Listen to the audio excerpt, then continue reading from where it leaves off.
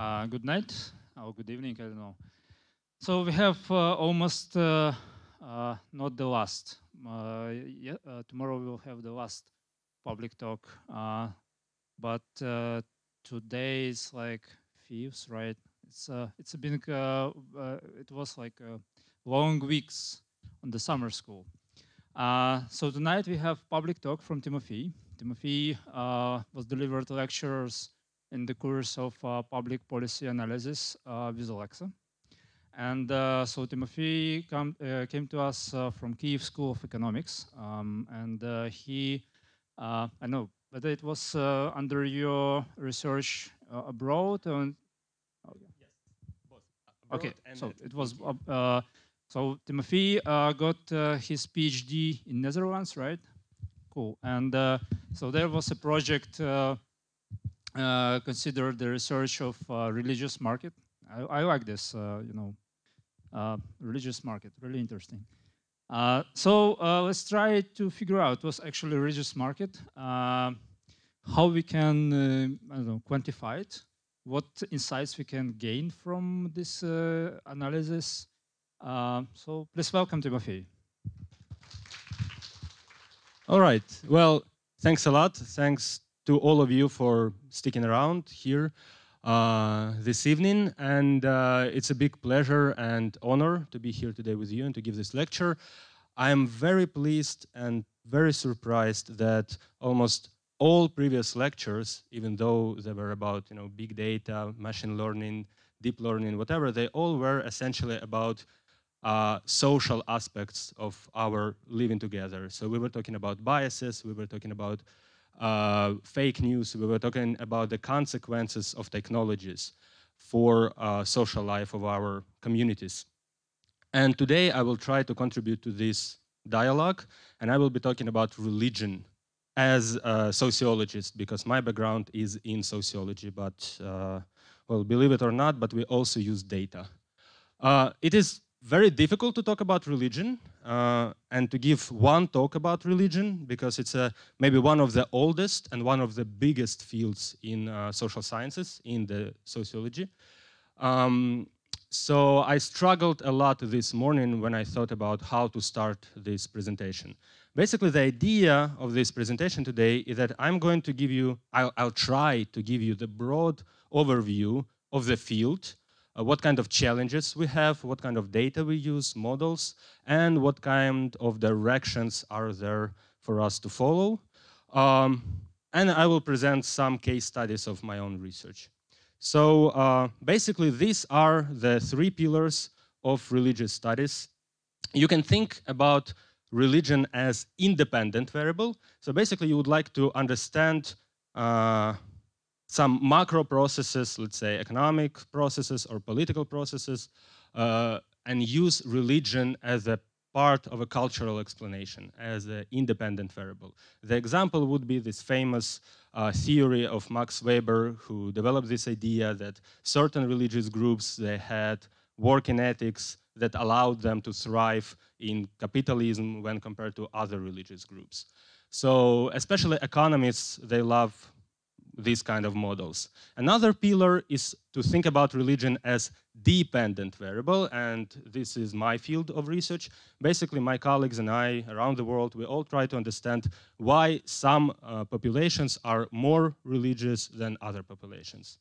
And it is divided in two subfields. What we, let's say, in our nomenclature, we call it demand and supply sides of this big field of research. So the demand side means that we study people. We try to understand why some people, let's say, need religion to survive. So maybe there are some existential threats that these people experience.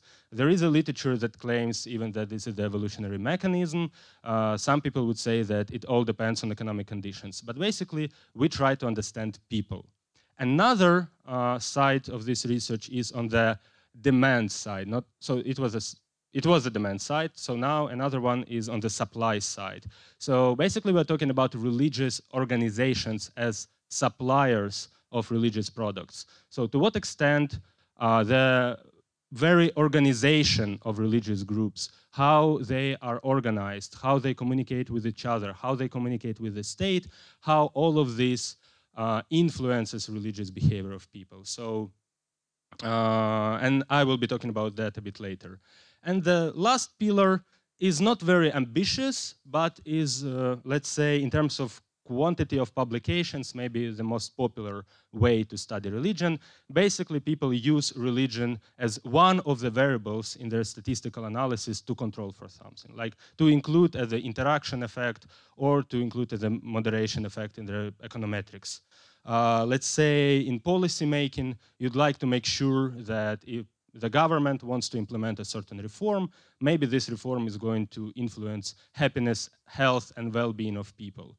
So the moderation effect here would be that maybe some religious groups are going to be affected in one way and other religious groups would be affected in another way. So this is the kind of research that is out there in the field. Well, the way how the field has progressed, it represents to some extent how all social sciences progressed. So if you read the literature about, the scholarship about religion in the late 19th century or in the early 20th century, basically a typical religious scholar has to know a lot about history, about different languages because this person has to read Latin, Greek, maybe to understand theology because qualitative understanding of religion is very important. But today the field has changed to an extent that a typical scholar is likely knows what is the difference between fixed and mixed models in econometrics, how to run some bootstrapping algorithms, and how to pass peer review. So this is, on the one hand, a big success of our field because we came to some formalized models and to some predictions. On the other hand, this is a big challenge for us because sometimes we are trapped in these technical details and we forget how to conceptualize important things like culture and religion. So, of course, the best scholar has to know everything. So why that? Why it is important to be diverse and to know everything about history and culture and about methods and techniques? Well, the thing is that the way how the typical theory in sociology survives or is something like that. So this is a typical trajectory of a scientific endeavor in the sociology of religion. So first, there is a theory. Let's say Max Weber, he says something about Protestants and capitalism. And everyone loves this idea because it's unique, it's brave, courageous, and it's very smart. Then we have more access to data, we have more access to techniques, and we try to test the theory. And apparently, everyone in the sociological community is more skeptical about it because it's very difficult to test this theory to get some empirical results that would prove it. However, with time, someone even smarter comes in with better techniques, better methods, and basically disqualifies the previous consensus that the Weber was wrong. So my point is that you never know which box is your box. So every time when you publish a paper and you think like, haha, I'm so smart, I just applied some new bootstrapping technique to prove that Weber was wrong or he was not wrong, well, someone next is going to disprove you. So that is why it is very important for us to update our knowledge about big analytical conceptual frameworks and not to stick into the techniques and details. Okay, so now I will progress with some examples just to give you an idea of what I was just talking about these trajectories, how different theories develop. But then don't worry, I will present some empirical cases and I will be talking about historical studies of religion, but also I will be talking about the studies of Ukraine. I don't know, how many foreigners are here in the audience? Okay, well, you'll be interested, I hope. Okay, so this is a typical, this is the example of this trajectory that I was talking about. So Max Weber, he developed the idea, this theory about working ethics of Calvinists that allow them to thrive in capitalism. Well, everyone were happy with this theory. We taught this theory in our schools to our students, but in fact, it is only on surface. In fact, many sociologists are not happy with this theory, especially the theoretical sociologists. Why is that?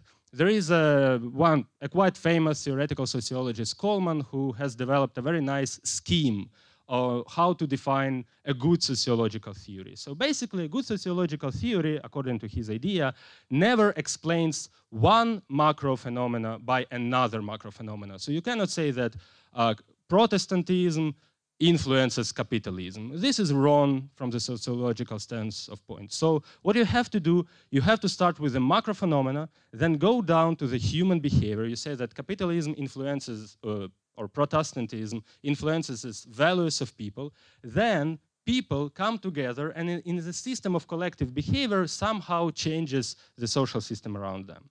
The problem is that Weber, he did not have this idea about collective behavior. So he stopped in this triangle, this blue line. So he moved from religious doctrine to personal values and then to capitalism. And because he didn't have this dimension of collective behavior, a lot of sociologists had to fill this gap. So a lot of sociologists tried to work to fill this gap, but also to test his ideas empirically. And apparently the evidence is mixed. If you run surveys in different countries or in a cross-national perspective, it is very difficult to find evidence that A, your religious background is correlated with your economic attitudes, B, that your economic attitudes are correlated with the economic success of the country. And if you observe this correlation, it's likely to be explained by other factors, not necessarily religious, but by something which correlates with religion.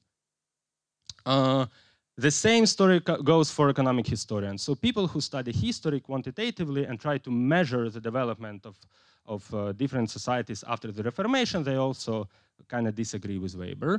But till one moment in time when, I think it was 2010 or 2009, when two people came in, like Sasha Becker and Ludger Wuzman. Sasha Becker is a very famous econometrician, and they decided to reinvent this field. So basically what they did, they collected better data and they applied better statistical tools. So they collected the data about Germany on the level of municipalities for many years, and they applied some techniques with instrumental variables.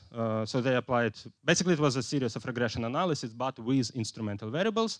And they kind of argued that Weber was kind of right, but with some specifications. So what the majority of economists and sociologists believe now is that indeed Protestants were different in their economic success when compared to Catholics. However, it was not about the religious ideology they shared, but more about the early investments in education and technologies. So the evidence suggests that, you know, if a particular group invests in education or technologies earlier, then they will succeed economically earlier. This is a very simple idea, but this narrative has been verified in other countries as well, in the Netherlands and even in the Middle East. So this is where the field is going now, in this pillar of how we treat religion as independent variable. And this graph comes from my own research. I did it with some of my colleagues from Utrecht University. So we studied historical developments of the Dutch municipalities. So the data that is on the slide comes from the Netherlands, from the mid-19th century, 60 years from 1850s till the beginning of the 20th century. So this data comes from historical records, marital records. And each dot represents an observation. We have more than 300,000 of people, of men, and the data about them are collected from more than 400 municipalities. And the data, as I said, comes from marital records. So what you can see in this data, you can see the occupation of a person and the occupation of a father of this person. So let's say a farmer who is a son of a farmer is married with someone, to someone. Or a butcher who is a son of a butcher. But sometimes you see a butcher who is a son of a lawyer. Based on this information, you can make analysis of social mobility. So you can see whether a social status of a person correlates with the social status of a father. So what you expect from this kind of historical data, what kind of hypothesis you'd like to test with this historical data? For instance, does industrialization matter? Is it true that after industrialization and economic development, we received new economic opportunities and our children now have, sort of new labor markets, new types of bureaucracy, new types of opportunities to become better in their social status with respect to their parents. The graph is divided with respect to religious groups. And you see municipalities with predominantly liberal Protestants. This is a group of Protestants in the Netherlands. Municipalities with predominantly Roman Catholic population. Orthodox Protestants, this is another group of Protestants. Those people who were quite radical in their worldviews. They did not travel a lot. They did not appreciate fertilizers and new technologies. They didn't want their kids to go to schools, to public schools in the 19th century, and some mixed municipalities. So basically the idea behind this picture, the main message of this picture, is that the trends of Orthodox Protestants and Catholics are quite similar with each other. So we observe this increased social mobility only among one religious group, only among liberal Protestants. So with this data, we add some nuances to the Weberian argument. First of all, we see that it's not just about Protestants versus Catholics. We see that there are different Protestants, and it's maybe not exactly about their belief in God, it's not exactly about the theology, but maybe it's about how they understand innovation and modernization, and whether they are ready to invest in education or not. So basically, this is make the Netherlands great again. And this is an interesting clarification to this literature on how economic development interacts with culture. Okay, so this was about religion as independent variable. But also I said, at the very beginning, I presented you another pillar that we can also study religion as dependent variable. So how do we do this? What kind of data we use for that? Well, of course, sociologists have limited tools. We have no access to random experiments. It would be very difficult for, I'd love to have this sibling study when, I have kids who are siblings, and I say, you are a Catholic now, you're a Protestant, go, let's see who is going to survive. But unfortunately, well, it's difficult to organize and it's not ethical. So we have to work with the observational data. We collect a lot of surveys and we try to describe the societies that we analyze. Ironically, economic historians, they do have access to these experiments. What they call it as natural experiment. Basically, something happened in history that was not designed by humans, like an exogenous shock that influenced the constructions of societies. So, and economic historians treat it as almost experiments. For instance, this is an example which economic historians often employ in their data, the European 30 Years' War, which ended with Peace of Augsburg. And the quotation from the peace treaty is, whose realm his religion, meaning that, if there is one lord who happened to be Protestant, then everyone who subscribe to him they also treated as Protestants. So you wake up in a new society where apparently you live in a village where everyone is Protestant and you're a Protestant. So I know that I simplify things now, but this is kind of a setting that historians used as natural experiment. But in sociology, we don't have it. So we try to collect a lot of data through surveys. And historically, it was a problem because we were not collaborating with each other. So sociologists lived in different countries, they had different ideas about the world, so there are a lot of different surveys that were not harmonized. Today, we have a lot of cross-national harmonized surveys, as projects like World Values Survey or European Social Survey. These projects, they happen in all societies with certain, repetition, so we have more and more harmonized data. The problem is how study religion. If we run surveys, we are those people who create questionnaires, and we decide what kind of items come in or not. So it's very important to define religion and to personalize religion. And there are many ways to ask people about religion. So you can ask about their belonging, their affiliation to a certain church, their identity, about their discipline, whether they go to a church or not, whether they eat all the food that they're supposed to eat and dress all the clothes they're supposed to have, whether they pray at home, whether they actually believe in God or not, or sometimes sociologists try to understand whether they believe in something else as well. Because, you know, if you believe in God, but you also believe in black cats and magic and science, then to what extent we can define you as a truly religious person? So it's also some kind of behavioral data. So whether you support religious groups with donations, or maybe you vote for religious parties, etc. Or in terms of social network analysis, whether you hang out with other religious people. This also can be a measure.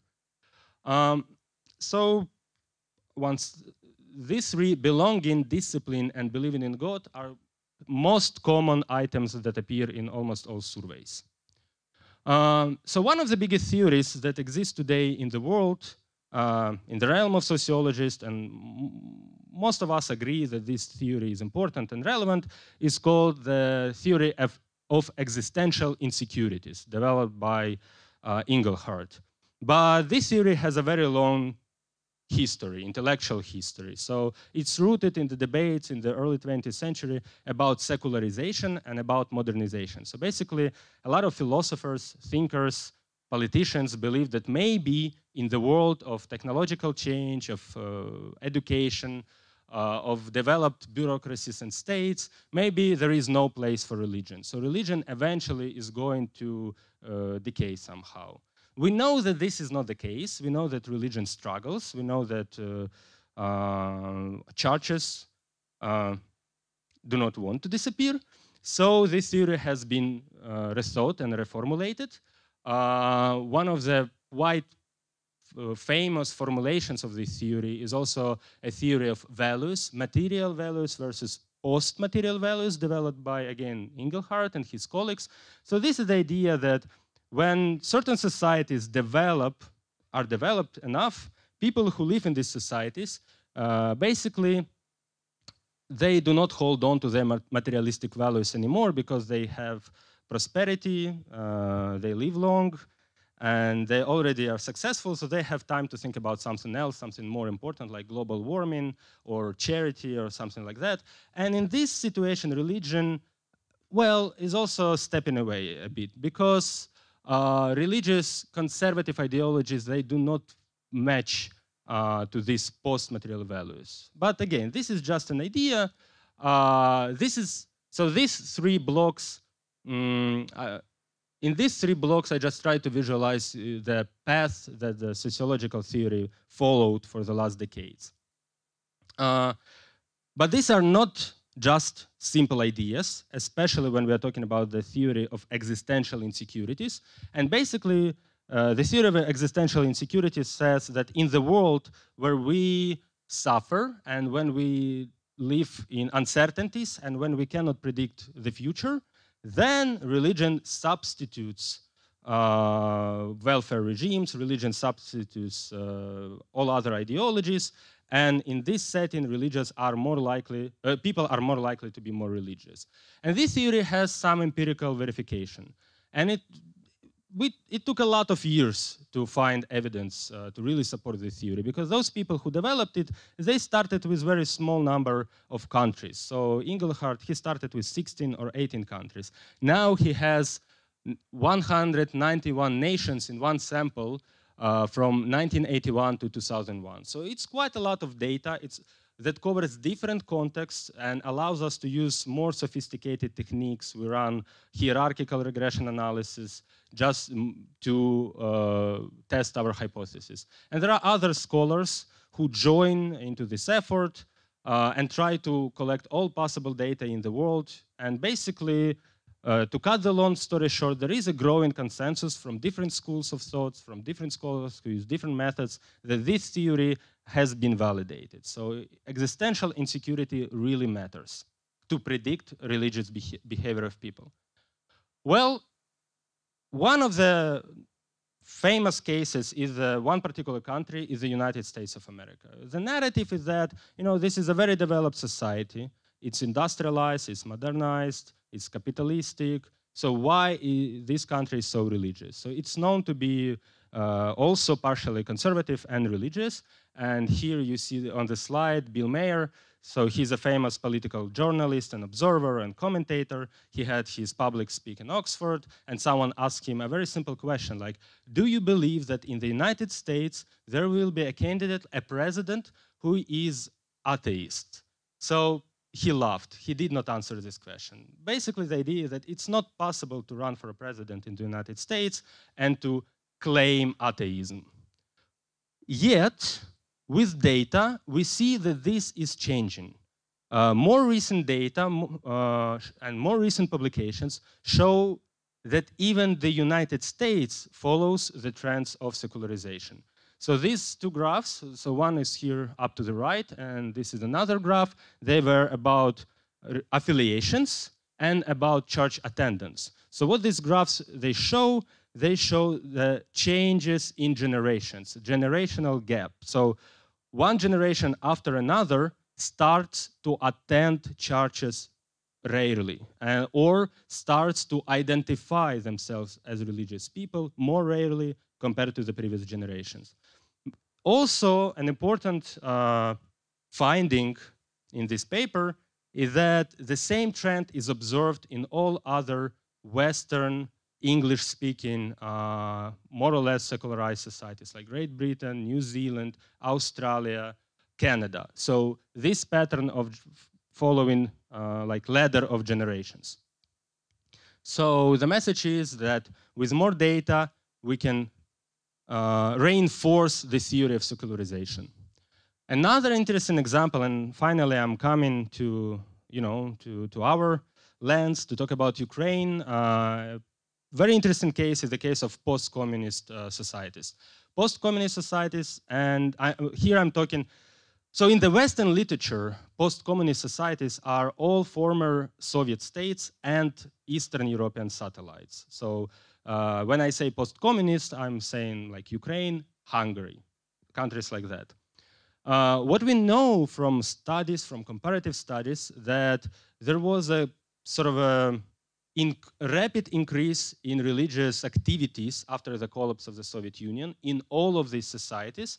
But now we live in the world of divergence. More westernized and predominantly Catholic countries, they now less religious when they used to be in the 1991.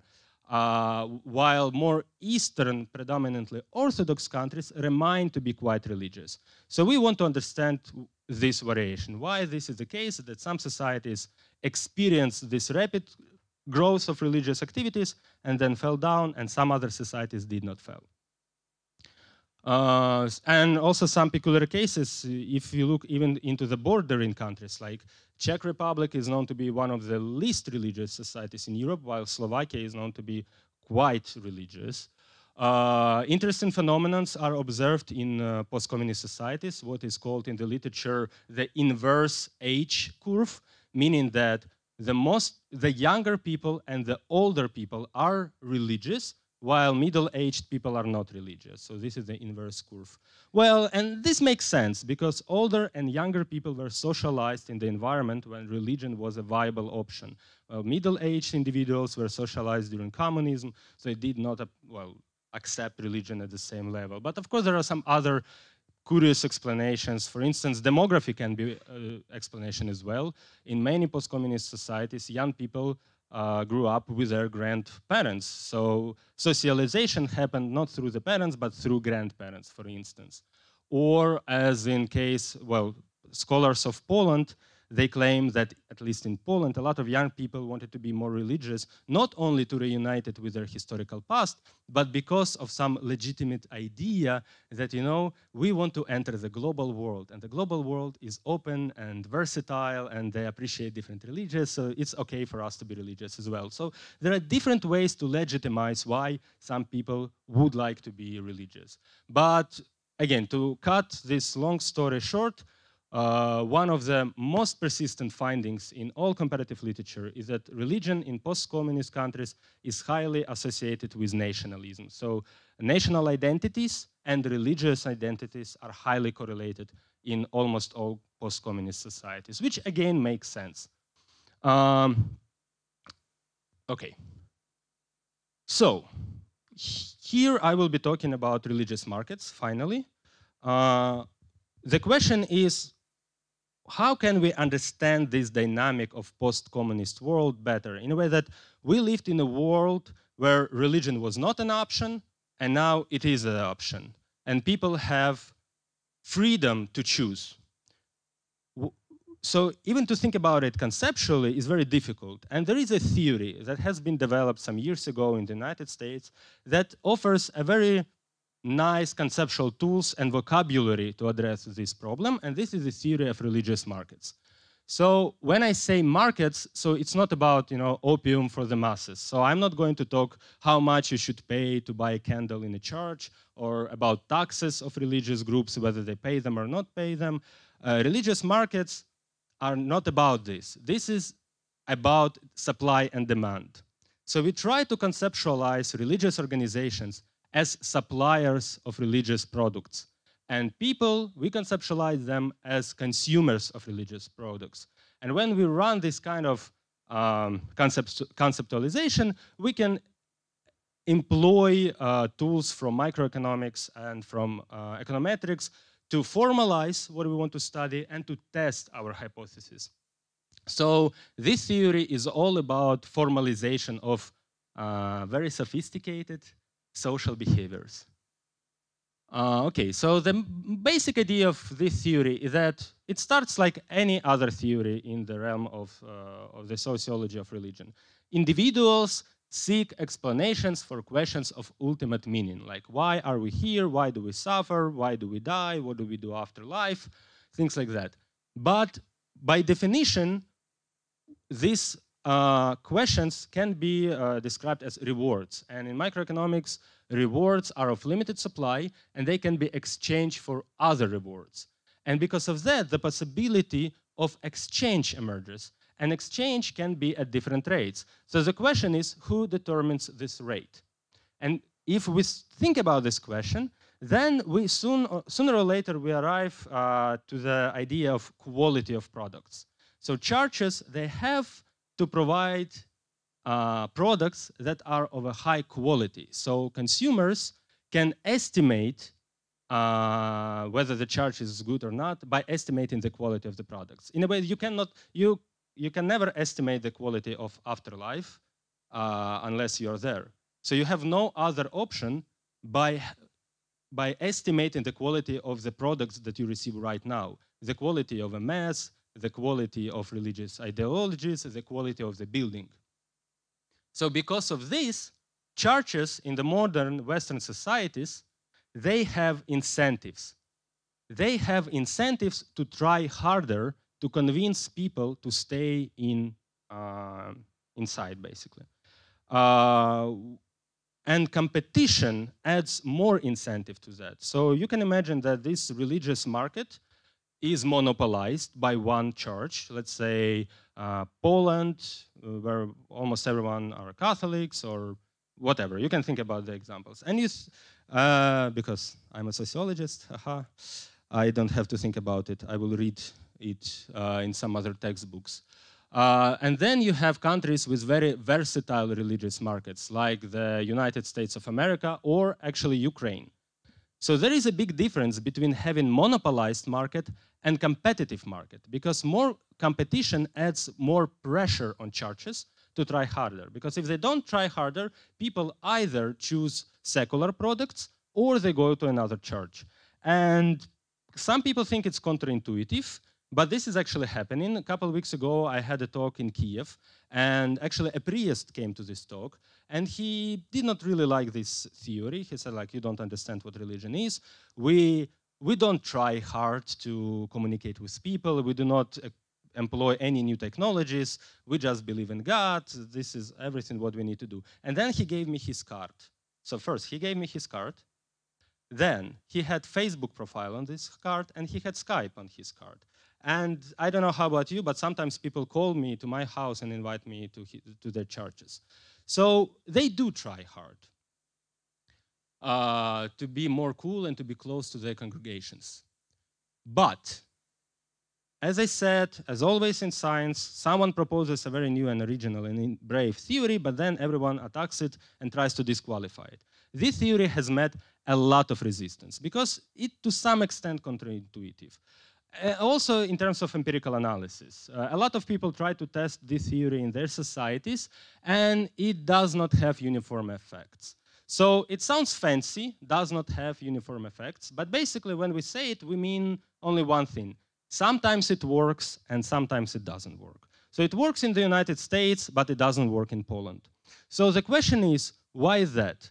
Maybe because we just don't understand something. Maybe we just don't know how to apply the theory and we miss some important detail. We just do not look into all possible variables. Or maybe the theory is wrong and we should forget about it. Well, there are many reasons why this theory was attacked. Another reason was empirical. So quite a lot of sociologists confused their techniques and quantitative methods. So a typical way to run analysis in this field was to run a survey and to ask people whether they believe to a church or not, belong to a church or not. And then they used the same variable to derive two different indexes. One index of church competition and another is index of church attendance. The problem is these two indexes are already correlated. And no one took care to look into it and to suggest some statistical techniques to overcome these limitations. So basically we have a bunch of papers, like hundreds of papers written using these techniques that are likely to produce contaminated results. So we don't know if they're okay or not okay. But this is not the reason to stop. So this is also how science progresses. So you know about this word paradigm, and this is a photo of another philosopher, Imre Lakatos, who developed a very interesting idea how science progresses. Basically, he claimed that there is a core of a science and a belt of arguments and of a theory, and the theory meets some anomalies. For instance, the theory of religious markets met an anomaly, Poland. So what should we do with this anomaly? Should we just ignore it, forget about it, and say like, our theory, well, we will ignore this outlier, for one thing. But then you meet another anomaly, and the question is, what do you do with that? So sooner or later, you have to do something about it. So, and this is a very new and very growing field of research in the sociology of religion. We try to take this theory, we try to take the criticism of this theory, and we try to put it together and think about new possible ways to study, to model religious behavior. So what is written in the theoretical works so far? There are two advices in the theoretical literature. First is to understand context, which is it's a very simple idea. You have to, as I said, sometimes it works and sometimes it doesn't work. Well, maybe because there are some structural institutional conditions that frame, that influence religious markets. And we have to understand it. We have to include more context and more history to it. And yeah, so this was the second suggestion, to include history. And there is also one more suggestion, to include personal preferences. So I'm talking, for the last 10 minutes, I have been talking only about religious organizations that supply certain goods to people. But people also have preferences. And these preferences vary across populations. So we have to find a dot when the preferences of people meet the structural conditions of these markets. So that's what we try to do in our research. Because as I said, there are quite a lot of theoretical debates about it, but empirical, well, we still have a lot of empirical limitations to took sides in this debate. So that's what we did with the historical data of the Netherlands. This is the map of the Netherlands for 1909. We have a census, and the size of the dot represents a number of people who do not attend the church in 1909. In some municipalities, at the very beginning of the 20th century, in some municipalities, 30% of people did not attend the church. So that's how early secularization started in the Netherlands. So what we want to know, whether this early development of secularization has any impact on religious behavior today? Does this context of history shapes religious markets today? So we started with very simple cross-sectional comparisons. So we took this historical data and aggregated this data at the level of macro regions and merged it with the surveys from the 21st century. So this is the European Social Survey at the level of the same macro regions. And we saw some correlations. So not only historically religious regions are still religious, but also there is a correlation in terms of church competition. So most competitive regions are still competitive, and most monopolized regions are still monopolized. So there is a very long shadow of history that is likely to have impact on the religious markets today. So this slide is, well, as I said, there were some technical problems how to run this analysis given that the indexes could be somehow correlated. So we did some bootstrapping analysis to make sure that, well, we're fine with this. We can talk about it during Q&As if you want. And this is basically the final outcome of our paper. So what we have in our paper is a very simple model. It's a logistic regression model that predicts the likelihood of a person today, a person from the survey, to be secular, to be non-religious, non-believer, a secular person.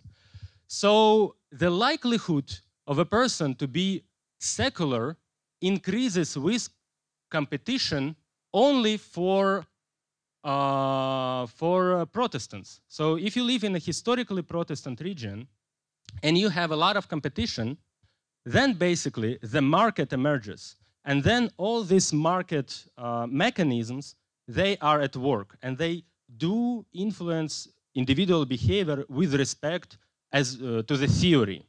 But historically, Catholic regions of the Netherlands, they did not develop the same market, and hence, if there is no market, there is no market mechanism. So we do not observe the same outcomes for Catholics. So with this paper, we try to add clarification to this debate. So the debate is whether market mechanisms work or they don't work. We say they work only if there is a market, and if the market is developed historically, and sometimes we simply overlook it. Finally, Ukraine. So it was very difficult to apply this theory to study Ukraine for a few reasons. So basically, in this paper, I think the main contribution of this paper is not empirical, but is conceptual. So the theory says a very simple thing. The theory says there are different religious groups, they have different religious ideologies, and they compete with each other, like Catholics and Protestants, Orthodox and Protestants. However, we know that the real world is a bit more complex, and this intuition, well, I think everyone who is Ukrainian in this room knows that quite a lot of competition between religious groups in Ukraine happens on the basis which is not religious, but more political. So we have big religious groups of different Orthodox jurisdictions. They compete with each other and they offer different national narratives. Some of them believe in the supranational narratives of the Russian world. Some of them believe in the narrative of, one Ukrainian nation, one Ukrainian church. And they simply disagree with each other on the issues of history, language, culture. Yet, these huge Orthodox jurisdictions, they share the same religious ideology. They are all Orthodox. So the question is how to study this issue. So there is no theory that says how to do that. So basically, we had to conceptualize it, and we had to try to sort of add a new variable to this literature to say, like, sometimes it's not about religion, sometimes it's about politics. So to proceed with the empirical study, we collected a lot of data, statistical data about religious communities registered in Ukraine from 1991 till present. So we worked with a lot of different historical documents, archives, textbooks, magazines. We wanted to make sure that we know our data. So we collected the data from many different resources and calculated some average out of them. And we wanted to develop an index of religious competition. So and this is a very simple index. In econometrics, you know, Herfindahl index is just, here it is. It's very simple, it's very intuitive, but it's handy. And here, the development of this index for all Ukrainian regions over time. However, the idea was to test the impact of one particular group of the competition within the Orthodox Church. So we created an index of this competition. Basically, we did counterfactual. We imagined, what if all Orthodox churches were always together as one group?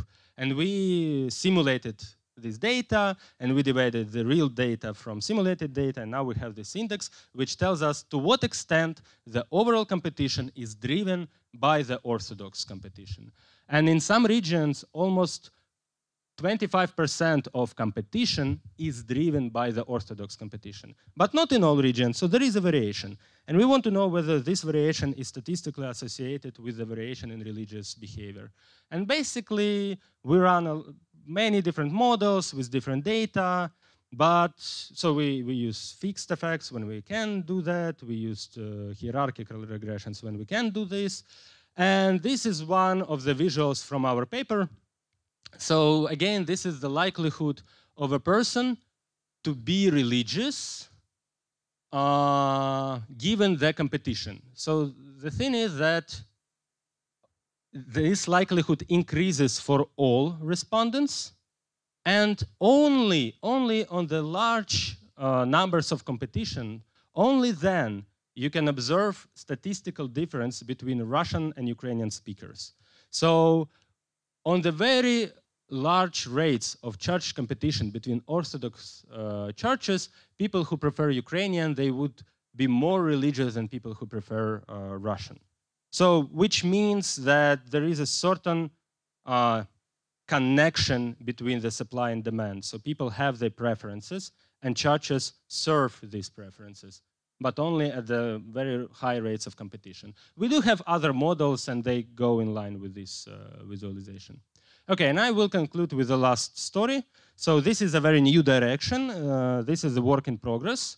And this is only one chart, one descriptive chart of this work in progress, because we want to get more new data, to get more new insights. And this is a very interesting piece of data, because this is the longitudinal data. Longitudinal means that the same people were asked the same questions in the course of life. So we have a sample of people who were asked this question in 2003, then the same people answered this question in 2007 and in 2012. And they answered, they were asked, like, give us your religious identity. And they could say, I'm no one, I'm the atheist, or I don't know, or I'm Orthodox, I'm Jewish, I'm Catholic, whatever. So there are different models to study this, but right here, this is a trajectory. So imagine that a person said, I'm a Catholic, and then in 4 years, the same person says, I'm a Catholic, and in the third year, this person says, I'm a Catholic. So this is a possible trajectory. But the trajectories, they could be different. Some people would say, I don't believe in God, but next year they believe in God, and the next year they don't believe in God again. Again, many, many possible trajectories. So if you make some combinatorics, in total, in this data, the maximum amount of possible trajectories is 2,677. This is all possible trajectories. Of course, we do not observe them. These are theoretically possible. In real life, in the empirical data, we observe another number of all trajectories. So, and I want to run a small quiz. I want to ask you a question. How do you think, how many trajectories we observe in Ukraine? It can be 2,000, it can be 1, it can be something in between. How do you think? Like a wild guess. 100. 1,000. 2,000. 10. Okay, well, I just plotted 10, but there are more. Okay. Actually, so there are 265 trajectories, but some of these trajectories are isolated. So one person, like some outliers who had very unique paths. And if you delete these trajectories from the data, and you say, let's say, at minimum 2 people have to follow this trajectory, then it's 180, which is quite a lot. Can you imagine that there are 180 ways to God? Like if you live in Ukraine, or 180 ways from God, I don't know, depending on where you begin. I would never imagine that. I know Orthodox and that's it, but apparently there are 180 paths. So the most stable path is I was Greek Catholic, I am Greek Catholic, and I'm Greek Catholic. So this is the most stable group in our data, which is okay, you know.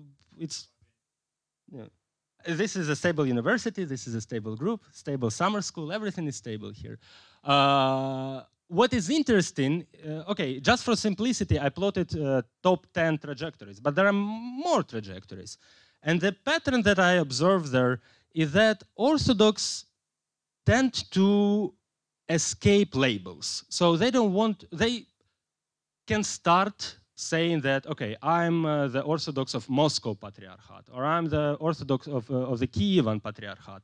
But sooner or later, they would escape this label. So the most popular trajectory is to start with a label, but then end up saying, I'm just an Orthodox, without any other affiliation. Or I believe in God, but I do not subscribe to any particular church. And this is interesting, that Orthodox population is flexible in Ukraine. It gives us a lot of food for thought, because those who are from Ukraine, you may know that right now religious configurations is a very big political issue, that the president of Ukraine is promoting the idea of a new autonomous church, and we don't know what is going to happen. Like, if we have this church, what is going to happen? Will it... So according to the models that I just showed you, the more competition increases religiosity of people. So if Poroshenko on purpose adds one more charge, and by this he adds more competition, then perhaps we will have, you know, even more people who would associate themselves with the Orthodox Church. But if this is going to be like in a monopolistic manner, if we say, aha, this is a new Orthodox Church and we have to merge all other Orthodox churches into this one, then a new monopoly actually can decrease the likelihood that people will continue going to this church. So, you know, this is a very shaky thing, and unfortunately, you know, this data is discussed among academics, but not among politicians, as always. But I guess, well, it's nice that we have a room to talk about this here. Well, this is it. I think I'm done, and thank you very much for your time, and I appreciate any question.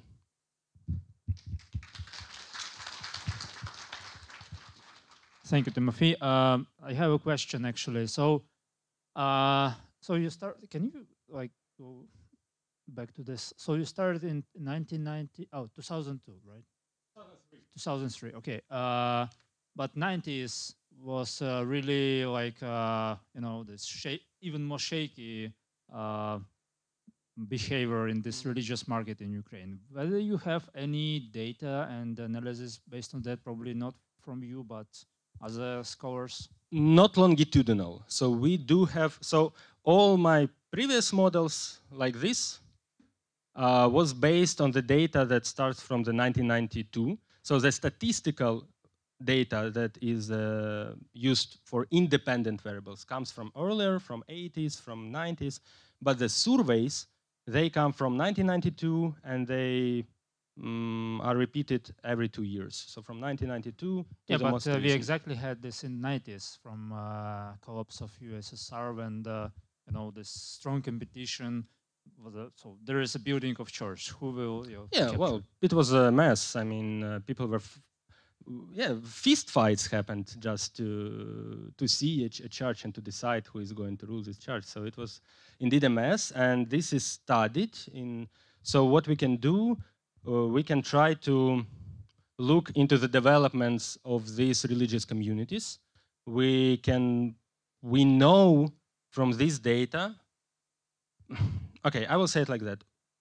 The data supports the narrative that you offered in your question. So it is true that we had a very intensive increase in church competition. And I think that my models show that this increase in church competition correlates with the increase in religious behavior. So.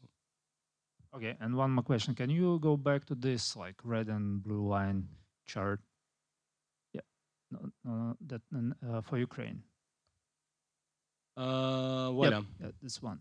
So as far as I understand, you mentioned that like a person will try to, so the influence of this, Ukrainian, Russian division of languages, it's more appeared in the highly competitive regions, right? Yes. So So can you give some example of I don't know, exact territory, city, or whatever? so it's at the regional level. So I don't know if it. Can I use this one? Okay. So this is the index that says to what extent the overall competition is driven by the Orthodox churches. So we have the whole market, and the whole market includes Catholics, Protestants, Jews, Muslims, but the competition could be driven by Orthodox, and it's driven from 0 to maximum 25%. And these are the territories, like for instance, Vinnytska, Volinska, Sumska, Odeska. Well, any territory where you have the presence, strong presence of two religious communities, Moscow Patriarchate and the Kievan Patriarchate. And then this competition start to appear in terms of, It's so people can select a church, for instance, for Kiev Patriarchate or Moscow based on language and other preferences. Well, it's complicated always because people do not always know which church. Very often people go to the church which is nearby their house, basically. So people are not always so conscious about it. But the increase of this competition, so I presented the data on religious communities, but also we have this data on the number of buildings, for example, on number of churches. So basically this competition is also manifested in how churches sort of build, religious groups build the churches intensively. They have their own newspapers. They build schools. So they become more and more visible, and it becomes more and more convenient for people to come to their schools. But in the regions with very high level of competition, they also become more visible in terms of language as well. So they can participate in public debates, they go on TV, they basically they are visible to people in how they communicate with people. Yeah. Okay, and the last short question from me, just your last phrase pointed this. So any ideas to put spatial data into this research? I mean, you just mentioned we built a church somewhere and somewhere how behavior of the people changes in some region. Well, I mean, I haven't. There are many possible ways to continue with these studies. What I really want to do, and it's complicated, it's to measure what is called exogenous shocks. So the annexation of Crimea and the war in Donbass is an exogenous shock. So quite a lot of religious communities, they had to escape from the territories they used to live, and now they come to the new territories and they register themselves and they start to organize new religious activities.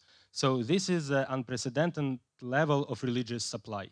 So the hypothesis would be that this supply contributes to competition and increases overall religious behavior. But this is the empirical hypothesis, and I would like to test it, and this can be done by looking into the statistical state registers of these religious communities. They register themselves. Yeah. Great, thank you. Questions?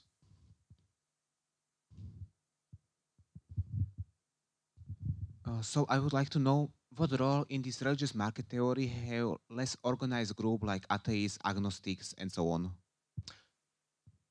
It depends on political power, basically. So a lot of people exclude them from the analysis, believing that they are not the part of religious market, so why should we study them? But I think it's not the best strategy. So again, as I said, a lot of things in this theory, they depend on the context. So in some societies, atheists can play a role, but in others are not. So it depends whether they have political representation, whether they have certain ideology, whether they have political power or not. So, yeah. My question would be, you presented us longitudinal data, and you are trying to look for different passes.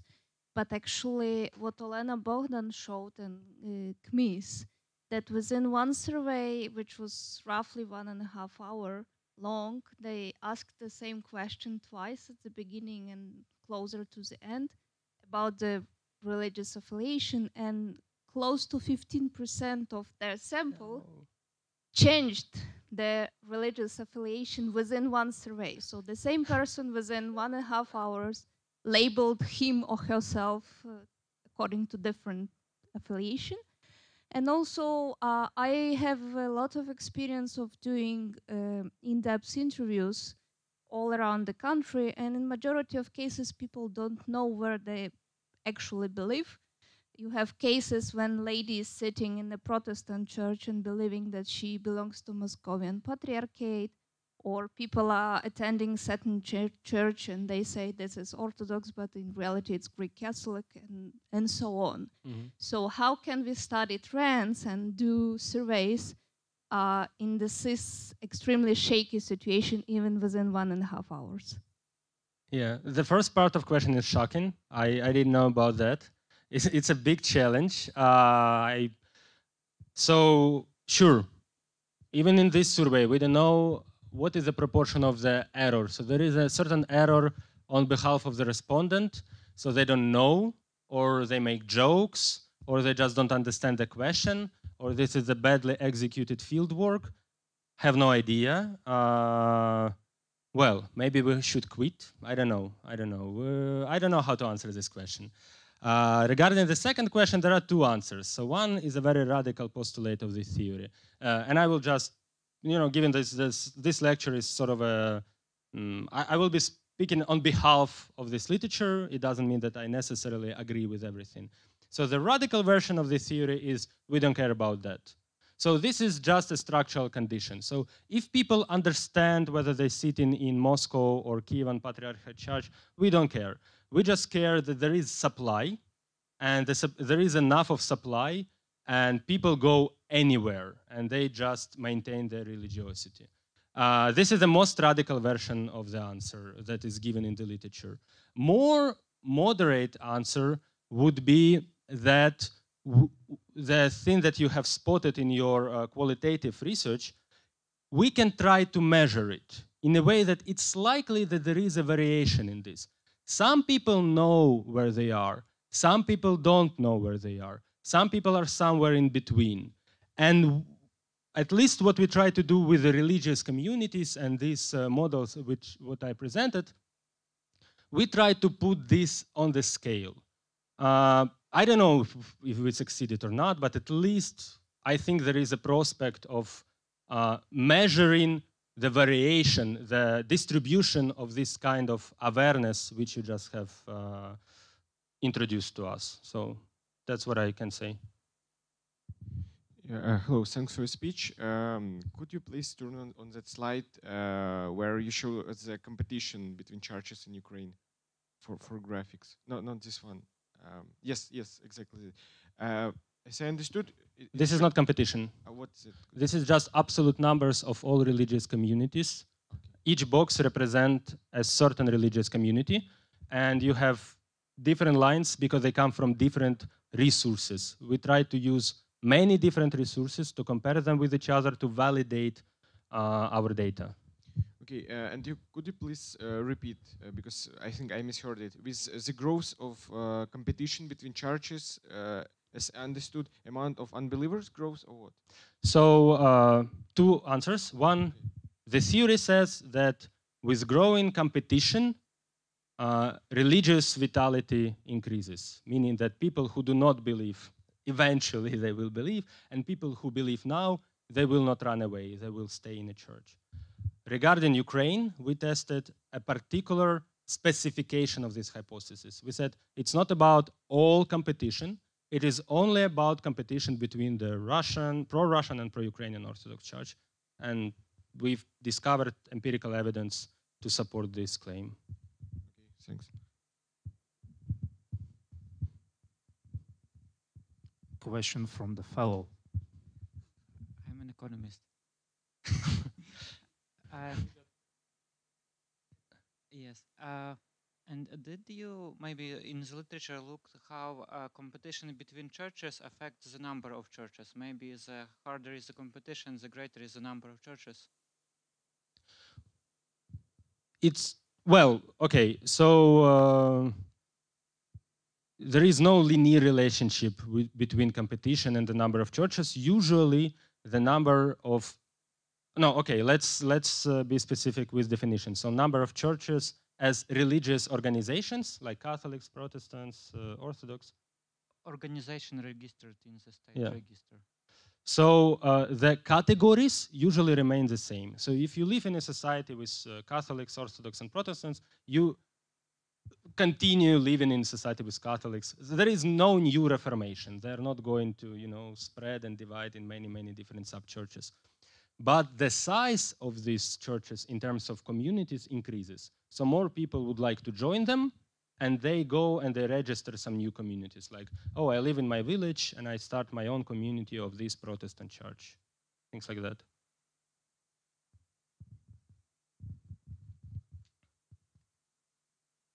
Thank you. Is there any way that you would like to consider rural-urban differences? Maybe I've just, not maybe, certainly I missed how you measured competition, but for me, intuitively, it should be like different. Rural is a small community. You have one church, and hardly there's the same sense of competition as city. Yeah.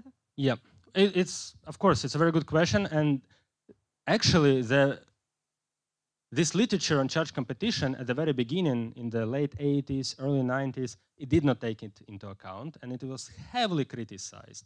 Well, in my data, I cannot look deeply into some particular rural areas. What we can do, we can compare different regions of Ukraine, like different oblasts, and I think that we did a better job than many other previous scholars in their studies, because it's very common in Ukraine to compare macro regions, to say like Western Ukraine versus Eastern Ukraine, Southern, Central.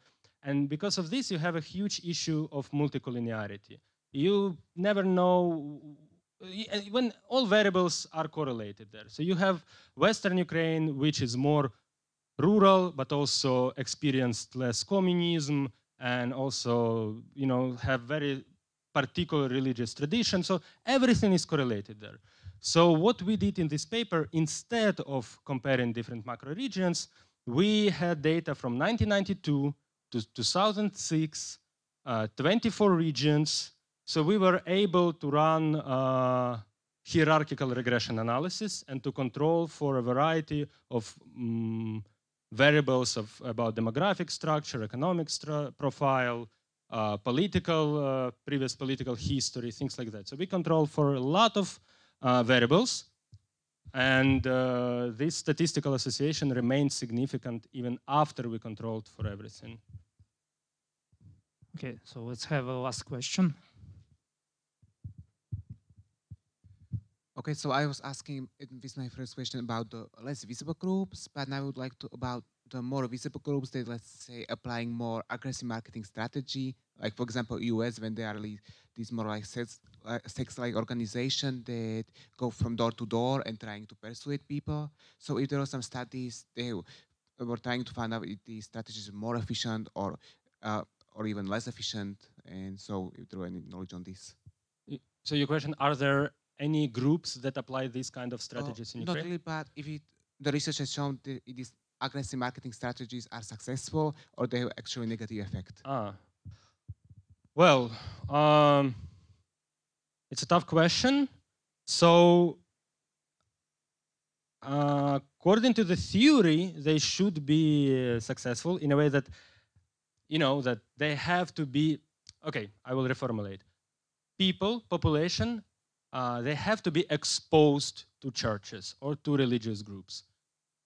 If this proposition is true, then what you're saying should be effective, but with some clarification. So we know that sometimes you can try too hard. You know, you can actually make people hating you if you try too hard. And we had these cases in Western Europe, like in the Netherlands, they call it silent secularization, meaning that at one point of time the church tried too hard, so people said like, we don't want you anymore. So this is like a jargon, this phrase, silent secularization.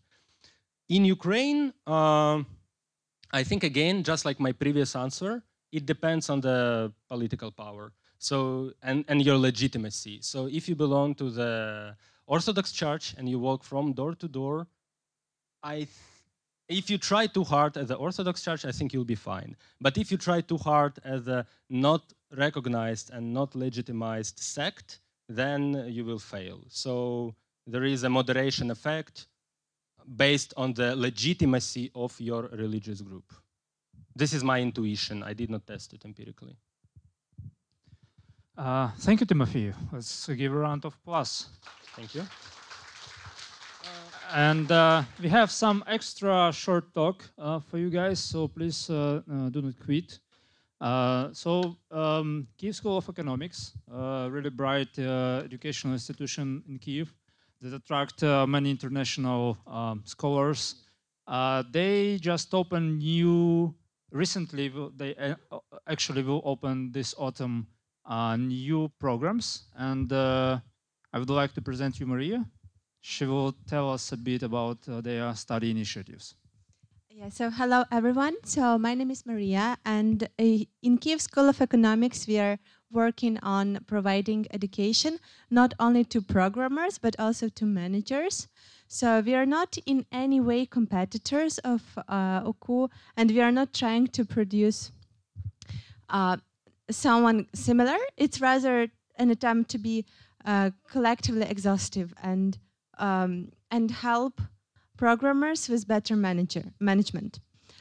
So our program is trying to bridge data science and bridge traditional MBA program, and we educate how to seize opportunities, how to make them work, and how to talk with your fellow data scientist and your fellow programmer. There are two options. The first one is only data science option. So it's like shorter, it's cheaper, but you can take it as well as a bundle with MBA program and receive full diploma. It will take slightly longer. So as I mentioned, it's a full ecosystem. So there will be plenty of courses like how do we deal with legal issues and how do we deal with time estimation, how do we relocate resources properly. In addition, we will have two tracks, one more technical, one more business. And at the end of the project, you would have a project or overview. So admission have already started. The intake will end at the end of October, and the education itself will start at 6th of October. So it's not that much time left. We require good level of English because our professors are coming from Europe, Canada, US, so you would need to understand them. And the education is 100% English. We also require some professional experience, so you know what you want to do with your life, how do you see your future, but this can be also waived for exceptional candidates.